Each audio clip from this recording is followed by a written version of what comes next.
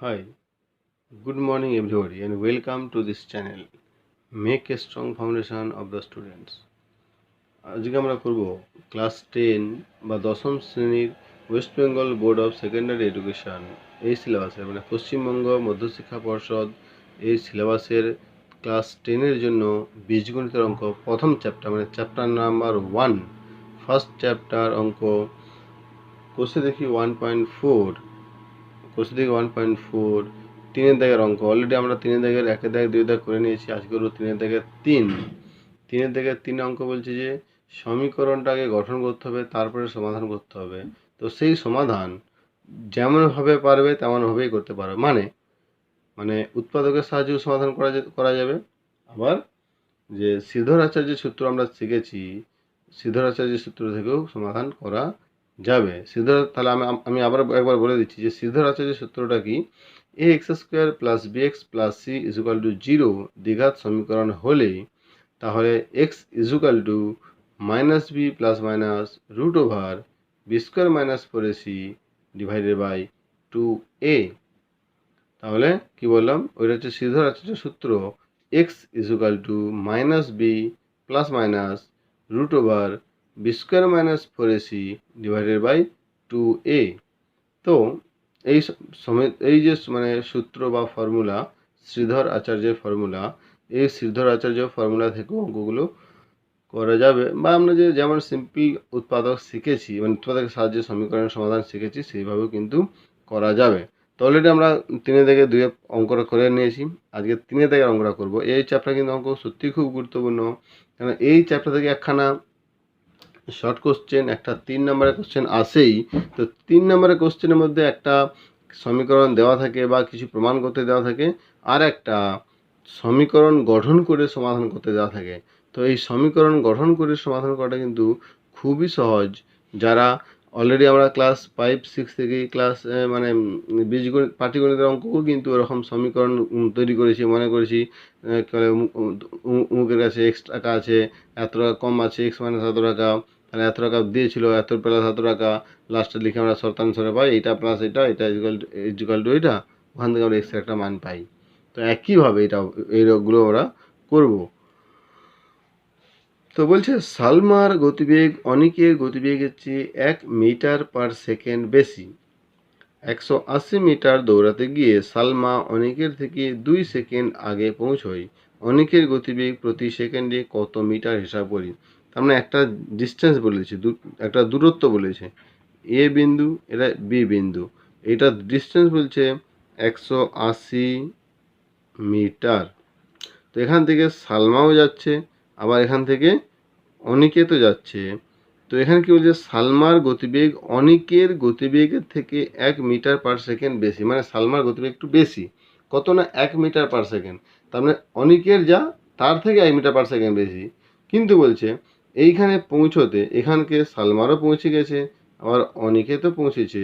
এইখানে পৌঁছতে অনিকেত কি বলছে না, অনিকেত 2 সেকেন্ড, সালমা 2 সেকেন্ড আগে পৌঁছে গেছে, মানে তার মানে অনিকেত 2 সেকেন্ড পরে পৌঁছেছে।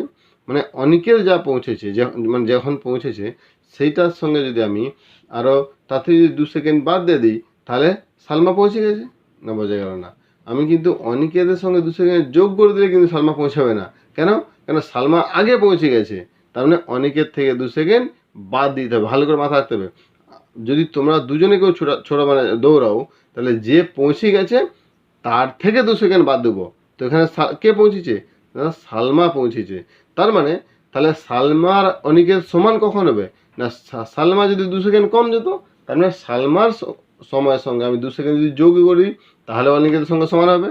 না হলে অনিকেত যেহেতু স্লো গেছে, তাহলে অনিকেতের সময় বেশি লেগেছে। তো অনিকেতের যদি সময় বেশি লাগে, তাহলে অনিকেত সময় থেকে আমি 2 সেকেন্ড যদি বাদ দিয়ে দিই, তাহলে সালমার সময়ের সঙ্গে সমান হবে। এইটা কিন্তু মাথায় রাখতে হবে। যেহেতু আমার অনিকেত পরে পৌঁছেছে, তাহলে অনিকেত প্লাস 2 ইজিক্যাল টু যদি সালমা করি, তাহলে কি হবে? ভুল। কেন? অনিকেত অলরেডি বেশি সময় নিয়েছে, তার সঙ্গে যদি আমি আরও 2 সেকেন্ড যোগ করি, তাহলে তো সালমা আরও আগেই পৌঁছে যাবে। তাহলে তো সমান হলো না। আমাকে এটা সমান করেছে, এটা ভুল। তার মানে সালমা থেকে 2 বাদ দিলে অনিকেত হবে, এইটা হবে ঠিক। বা অনিকেতের সঙ্গে 2 যোগ করলে এইটা হবে সালমা, এইটাও ঠিক। বা Aniket minus Salma equal to 2, মানে অনিকেত যা গেছে ঠিক তা থেকে যদি সালমার সময় বাদ দিয়ে দিই তাহলে সেইটা সমান হবে 2। এই তিনটে কিন্তু সত্য। A plus 2 equal to not equals to কিন্তু মানে সালমা, তাহলে অনিকেতের সঙ্গে আমি যদি 2 যোগ করি এটা কিন্তু ভুল। এই জিনিসটা যে মাথায় ঢুকে নেবে এই ফান্ডা, তাহলে কিন্তু অঙ্কটা হয়ে গেল। তাহলে আমি যদি সেইভাবেই করি তাহলে আমি যেহেতু অনিকেতটাকে মানে দেওয়া নেই বা সালমারও দেওয়া নেই, তবু আমি কী করবো না, যার কম মানে ভ্যালু কম মান তাকে আমরা আগে ধরবো। তাহলে মনে করি 180, না মনে করি অনিকেতের গতিবেগ, একদম 180 লেখা দরকার নেই। অনিকেতের গতিবেগ equal to x metre per second, কেন এখানে মিটার পার সেকেন্ডের কথা হচ্ছে, কিলোমিটার পার ঘন্টার কথা হচ্ছে না, তো আমাদের অত কিছু ধরা দরকারও নেই। এবার কি লিখবো না, সালমার গতিবেগ অনিকেতের চেয়ে অনিকেতের গতিবেগের চেয়ে 1 মিটার পার সেকেন্ড বেশি। অতএব সালমার গতিবেগ, তাহলে আমাকে লিখে করতে হবে এইসব অঙ্ক কিন্তু। অতএব সালমার গতিবেগ, তার মানে এক্স ছিল অনিকেতের গতিবেগ, তার সঙ্গে 1 মিটার আমি যোগ করলাম, তাহলে মিটার পার সেকেন্ড। তোমরা বইয়ের যে উদাহরণে যাবে তোমরা সেখানে দেখতে পাবে যে বইয়ের উদাহরণে কিছুই লেখা নেই, সঙ্গে সঙ্গে শর্তানুসারে পাই বলে একটা ক্যালকুলেশন করে দিয়েছে, মানে সমীকরণ গঠন হয়ে গেছে তাকে সমাধান করে দিয়েছে। তো ওইভাবে তোমরা যদি করো বা আমি যদি করাই তাহলে সারা জীবনেও তোমরা ওই অঙ্কটা দেখবে মুখস্থ করবে, অঙ্ক কিন্তু কোনোদিনও শিখতে পারবে না। তো আমার উদ্দেশ্য তো তোমাদেরকে অঙ্ক শেখানো, অঙ্ক করে ইউটিউবে দেবো, তোমরা ইউটিউব থেকে অঙ্ক তুলে নেবে বা তাতে কিন্তু কিছু লাভ নেই। তো উদ্দেশ্য হচ্ছে যে তোমরা অঙ্কটা শেখো, আমি কীভাবে করছি বা কীভাবে করতে হয় বেসিক থেকে শেখো। তাহলে সালমার গতিবেগ এইটা। এইবার আমি কী বের করবো না, মোট দূরত্ব যেটা সেটা দুজনেই কতক্ষণ সময়ে পৌঁছেছে। না মোট দূরত্ব কথা বলছে 180 মিটার দৌড়েছে, না মোট দূরত্ব ইকুয়াল টু 180 মিটার। তাহলে এই 180 মিটারে অনিকেত কখন পৌঁছেছে আর সালমা কখন পৌঁছেছে। না অনিকেত, প্রথমে যদি অনিকেত ধরে নিই তাহলে অনিকেত এক্স মিটার দৌড়াই 1 সেকেন্ডে, এখানে এক্স মিটার পার সেকেন্ড মানে 1 সেকেন্ড এক্স মিটার যাইছে, তাহলে এক্স মিটার দৌড়ায় 1 সেকেন্ডে, 1 মিটার দৌড়ায় 1 সেকেন্ডে, আর 180 মিটার দৌড়াবে 180 বাই 1 সেকেন্ডে। তাহলে এইটা হচ্ছে অনিকেতের সময়। আবার একইভাবে সালমা এক্স প্লাস 1 মিটার দৌড়ায় 1 সেকেন্ডে, তাহলে 1 মিটার দৌড়াবে 1 বাই এক্স প্লাস 1 সেকেন্ডে, আর 180 দুজনেই 180 মিটারই গেছে, তাহলে 180 বাই এক্স প্লাস 1 সেকেন্ড। হ্যাঁ এইবার দেখো এইটা গেছে অনিকেতের সময়, এইটা আছে সালমার সময়। কে পৌঁছেছে আগে? সালমা। তো সালমা যদি পৌঁছে গেছে তাহলে অনিকেত পরে পৌঁছেছে, তার মানে অনিকেত তার সময় বেশি নিয়েছে, তাহলে অনিকেতের সময় থেকে আমি যদি 2 সেকেন্ড বাদ দিই তাহলে সালমার সঙ্গে সমান হবে। এটা হচ্ছে বেসিক মানে পাটিগণিতের প্রসেস। আর বীজগণিতে হবে তোমরা যদি ভাবো, যদি 180 থেকে আমরা এক্স ভাগ করি তাতে যা একটা ভ্যালু পাবো, আর এক্স প্লাস 1 ভাগ করলে সেটা কে কম হবে? এইটা বেশি হবে। কেন? এটা শুধু এক্স, এটা এক্সের সঙ্গে 1 যোগ আছে, মানে এটা কম হবে। তাহলে আমি কমের সঙ্গে যোগ করলে তবে বেশি সমান হবো, বেশি সঙ্গে যদি যোগ করি তাহলে সে আর কম হবে, কমের সঙ্গে সমান হবে না, সে আরও কমে যাবে। এবারে কি লিখবো না 180 মিটার যেতে সালমা অনিকেতের চেয়ে 2 সেকেন্ড আগে পৌঁছায়। অতএব শর্তানুসারে পাই, তাহলে যেহেতু সালমা আগে পৌঁছে গেছে তাহলে সালমার সঙ্গে আমি 2 সেকেন্ড যোগ করলে অনিকেতের সঙ্গে সমান হবে, বা অনিকেতের সময় থেকে সালমার সময়টা বিয়োগ করলে সেটা হবে 2 সেকেন্ড। তাহলে আমি এটা করলে সুবিধা হবে, কেন একদিকে আমার এক্সট্রা থেকে যাবে। তাহলে অনিকেতের সময় হচ্ছে 180 by x minus 180 by x plus 1 equal to 2। এটা হচ্ছে শর্ত। এইবার আমি সিম্পল যেমন অঙ্ক করে তেমন করবো, বা এরা গুণ করবো এক্স স্কোয়ার প্লাস এক্স এটা কি হবে না 180x plus 180 minus 180x equal to 2 বা 180x 180 কেটে গেল 2/1, তাহলে এইটা কোনাকুনি গুণ হবে 2x square plus 2x equal to 180, বা আমি আবার যদি 2 দিয়ে ভাগ করি তাহলে কি হবে x স্কোয়ার প্লাস এক্স, এইটা আমি এদিকে নিয়ে আসলে করবে মাইনাস 90 ইকুয়াল টু 0। দেখো 9 10 90, 10 থেকে আমরা 9 বাদ দিয়ে দেবো, তাহলে x square plus 10x minus 9x minus 90 equal to 0। এইটা আমার সিদ্ধার্থ আচার্য দরকার নেই করার, কারণ আমি যেটা সহজ পদ্ধতি করতে পারবো সেটা আমি আগে নিশ্চয়ই করবো। কারণ সিদ্ধার্থ আচার্য আমি কখন করবো, যখন আমি বুঝতে পারছি না, করতে পারছি না, তখন গিয়ে তাহলে বা এখানে x কমন দিলে x প্লাস 10 মাইনাস 9 কমন দিলে x প্লাস 10 ইকুয়াল টু 0, বা x plus 10 into x minus 9 equal to 0। প্রত্যেকটা ক্ষেত্রে অঙ্কে কিন্তু দেখবে তোমরা এইটা যেটা মানে কী বলে, যেটা গুণফলে একই থাকে দুটোতেই কমন থাকে, আমি কিন্তু সেটাকে আগে লিখি ও পরে কিন্তু অন্যগুলোকে লিখি। এবারে এক্স প্লাস 10 ইকুয়াল টু 0 তো হবে না, কারণ এক্স এর মান মাইনাস 10 হয়ে যাবে, তো এক্স এর মান তো মাইনাস 10 হতে পারে না, কারণ গতিবেগ তো মাইনাস হতে পারে না। অতএব x minus 9 equal to 0, x সমান 9, কেন না এইটার মান যদি 0 না হয় তাহলে এইটার সঙ্গে যে কোনো একটা তো 0 হবে, তবেই তো মানে মেন ভ্যালুটা 0 হয়ে যাবে। তাহলে এইটা যদি 0 না তাহলে এইটা অবশ্যই 0, তার মানে এইটা যেহেতু x plus 10 not equals to 0, এটা কখনোই কিন্তু 0 হবে না, এক্স সমান 9।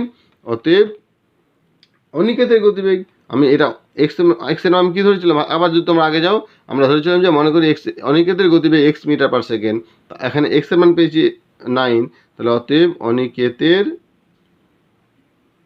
গতিবেগ 9 মিটার পার সেকেন্ড, না বোঝা গেল না, 9 মিটার পার সেকেন্ড। আমার কিন্তু এটাই চেয়েছিল যে অনিকেতের গতিবেগটা কত, আমি সেটা বের করেছি। অনিকেতের গতিবেগ 9 মিটার পার সেকেন্ড, মানে 1 সেকেন্ডে সে 9 মিটার যেতে পারে, বুঝে গেল।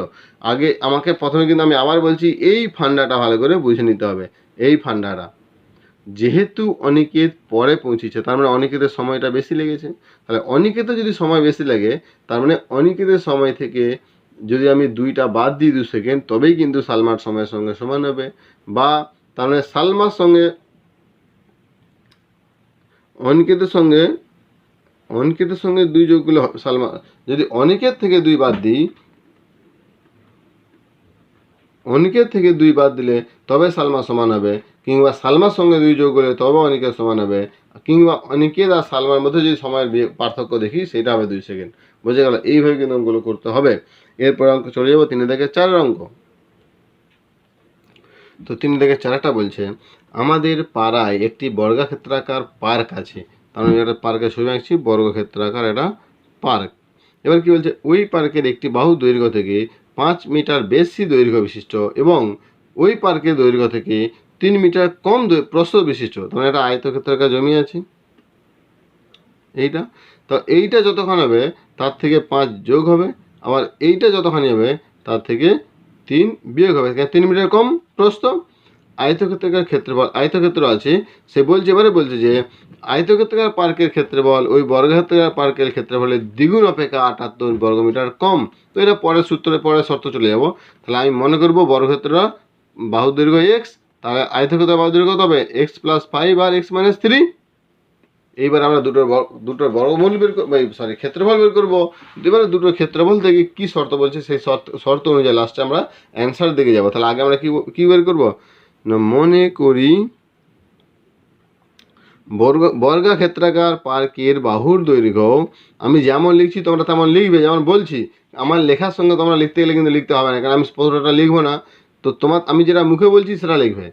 মনে করি বর্গক্ষেত্রাকার পার্কের বাহুর দৈর্ঘ্য ইকুয়াল টু এক্স মিটার, ঠিক আছে। অতএব বর্গক্ষেত্রাকার পার্কের ক্ষেত্রফল, বর্গক্ষেত্রাকার পার্কের ক্ষেত্রফল ইকুয়াল টু ক্ষেত্রফল, ক্ষেত্রফল মানে কি, এটা ক্ষেত্রফল কি, বাহু স্কোয়ার এক্স স্কোয়ার বর্গ মিটার, বুঝে গেল। এবার আমি আয়তক্ষেত্রে চলে আসি না, আয়তক্ষেত্রাকার পার্কের বাহু দৈর্ঘ্য, আয়তক্ষেত্রাকার পার্কের বাহুর দৈর্ঘ্য কি না বর্গাক্ষেত্রাকার পার্কের বাহু অপেক্ষা 5 মিটার বেশি? যেমন বলছি আমি তা বলেছি। অতএব আয়তাকার পার্কের দৈর্ঘ্য equal to x plus 5 metre. আবার আয়তাকার পার্কের প্রস্থ কি বলছে না বর্গাকার পার্কের বাহু অপেক্ষা 3 মিটার কম। অতএব প্রস্থ equal to x minus 3 metre. অতএব আয়তাকার পার্কের ক্ষেত্রফল কি দৈর্ঘ্য ইন্টু প্রস্থ, তাহলে দৈর্ঘ্য হচ্ছে এক্স প্লাস 5, প্রস্থ হচ্ছে এক্স মাইনাস 3। এবার যদি এটাকে সরল করি তাহলে x square plus 5x minus 3x minus 15 বর্গমিটার equal to x square plus 2x minus 15 বর্গমিটার। আমি দুটো পার্কেরই ক্ষেত্রফল পেয়ে গেছি, আয়তক্ষেত্রাকার পার্কেরও ক্ষেত্রফল পেয়ে গেছি, আবার বর্গক্ষেত্রাকার পার্কেরও ক্ষেত্রফল পেয়ে গেছি। এইবারে শর্ত যাবো কি বলছে না আয়তক্ষেত্রাকার পার্কের ক্ষেত্রফল, আয়তক্ষেত্রাকার পার্কের ক্ষেত্রফল কি বলছে বর্গাকার পার্কের ক্ষেত্রফল অপেক্ষা বর্গাক্ষেত্রাকার পার্কের ক্ষেত্রফলের দ্বিগুণ অপেক্ষা 78 বর্গমিটার কম। তাহলে যেমন অতএব শর্তানুসারে পাই বলছে আয়তক্ষেত্রাকার ক্ষেত্রফল মানে এইটা x square plus 2x minus 15 equal to, এটা কি বলছে না বর্গাকার পার্কের যে ক্ষেত্রফল তার দ্বিগুণের থেকেও, তাহলে বলছে দিগুণ, এটা দ্বিগুণ করছি কিন্তু তার থেকে 78 মিটার কম, তাহলে দ্বিগুণ মাইনাস 78 বুঝে গেল। তাহলে আয়তক্ষেত্রাকার পার্কের ক্ষেত্রফল ইকুয়াল টু বর্গক্ষেত্রাকার পার্কের ক্ষেত্রফল থেকে 78 মিটার কম। এইবার আমি এটাকে সিম্পলভাবে সরল করবো। কী সরল করবো, আমি এইগুলোকে এদিকে চলে, কারণ যেহেতু প্লাস আছে তো নিয়ে চলে যাবো। তাহলে কী হবে না আমি যদি এটা ঘুরিয়ে দিই আরেকবার 2x square minus 17 equal to x square plus 2x minus 15, বা এদিকে চলে আসবে 2x square minus x square minus 2x minus 70 plus 15 equal to 0, বা x square minus 2x plus 63 equal to 0 plus minus 63,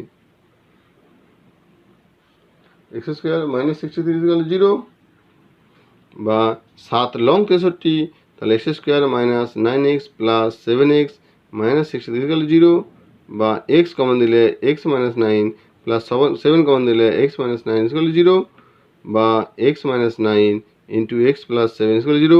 আবার আমরা দেখতে পাচ্ছি এক্স প্লাস 7 এর মান 0 হতে পারে না, কারণ এক্স এর মান মাইনাস হয়ে যাবে। অতএব এক্স মাইনাস 9 ইকুয়াল টু 0, যেহেতু x plus 7 not equals to 0, এটা লিখতে হবে কিন্তু প্রত্যেকবারে। অতএব এক্স সমান 9। তাহলে আমার উত্তর কী দিয়েছিল না বর্গাকার পার্কের বাহু দৈর্ঘ্য কত না বর্গাকার বাহু দৈর্ঘ্য 9 মিটার বেরোলো। বর্গাকার পার্কের বাহু দৈর্ঘ্য 9 মিটার। এটা কিন্তু মাথায় রেখে কিন্তু অঙ্কটা করতে হবে। তাহলে বর্গাকার পার্কের দৈর্ঘ্য 9 মিটার।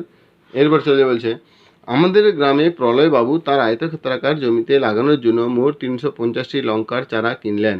সারি ধরে চারা গাছ লাগাতে গিয়ে দেখলেন যে প্রতিটি সারিতে সারির সংখ্যা থেকে 24টি করে বেশি গাছ লাগালে আরও 10টি গাছ অতিরিক্ত থাকে। সারির সংখ্যা কত? বেশ, তাহলে মানে এইরকম করে সে গাছ লাগাচ্ছে। এটা সারি, এগুলোকে আমরা সারি বলি, সারি। তাহলে একটা সারি, দুটো সারি, তিনটে সারি, চারটে সারি মানে লাইন বা সরল রেখা। তাহলে এখানে 4টে সারি আছে। তো এখানে কি বলছে না কতগুলো সারি বলেনি, কিন্তু প্রত্যেকটা সারিতে কত করে গাছ লাগাচ্ছে বলছে না সারির সংখ্যা থেকে 24টি বেশি। মানে যদি 5খানা সারি থাকে তাহলে 5 + 24, 10খানা সারি থাকলে 10 + 24, 12খানা সারি থাকলে 12 + 24, যতগুলো সারি আছে তার থেকে 24খানা গাছ বেশি করে লাগাচ্ছে। তো সেটা তো আমরা জানি না। আমি মনে করছি এক্সট্রা সারি, তাহলে প্রত্যেকটা লাইনে কটা করে আছে x + 24, তাহলে এই লাইনেও আছে x + 24, আবার এই লাইনেও আছে x + 24, আবার এই লাইনেও আছে x + 24।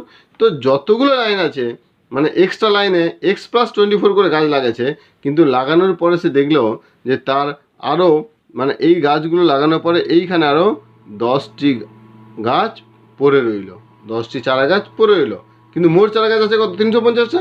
তাহলে এইখানে কতগুলো চারা গাছ আছে, সারিতে কতগুলো চারা গাছ আছে না, এইখানে সারির সংখ্যা হচ্ছে এক্স আর প্রতিটাতে আছে x + 24, তাহলে মোট এখানে যে গাছ আছে x × x + 24। মানে ভালো করে দেখো, এইখানে যদি 5খানা করে থাকে, সারি যদি 4টে হয়, তাহলে মোট কতগুলো আছে, তাহলে 4 × 5, প্রতিটাতে 5 5 10 15 20। সেরকমই তাহলে কিন্তু আমরা তো এইভাবে করবো না, যদি এখানে x থাকে তাহলে কতক্ষণ যাবো, 5 10 15 20 25 30 35 40 কতবার যাবো, তার মানে x × 5। একইভাবে তাহলে প্রত্যেকটাতে যদি x + 24 আছে, তাহলে এক্সট্রা যদি সারি থাকে তাহলে মোট গাছ আছে x × x + 24। কিন্তু বলছে আরও 10টা গাছ বাইরে পড়ে আছে, সেটা লাগানো হয়নি, তাহলে +10 এই 10টি যদি যোগ করি তাহলে মোট যতগুলো সে গাছ নিয়ে এসছে সেগুলো সমান হয়ে যাবে, কেন সে যতগুলো গাছ নিয়ে এসছে সেগুলোকে এসে লাগাচ্ছে, এক্সট্রা তো গাছ সে পায়নি কোথা থেকে। তার মানে x × x + 24 + 10 = 350, এটা শর্ত। তাহলে কি লিখবো না, মনে করি তিনি একটি সারিতে চারা গাছ লাগালেন। এবার কি বলছে না, প্রতি সারিতে কতগুলো চারা গাছ আছে, না প্রতি সারিতে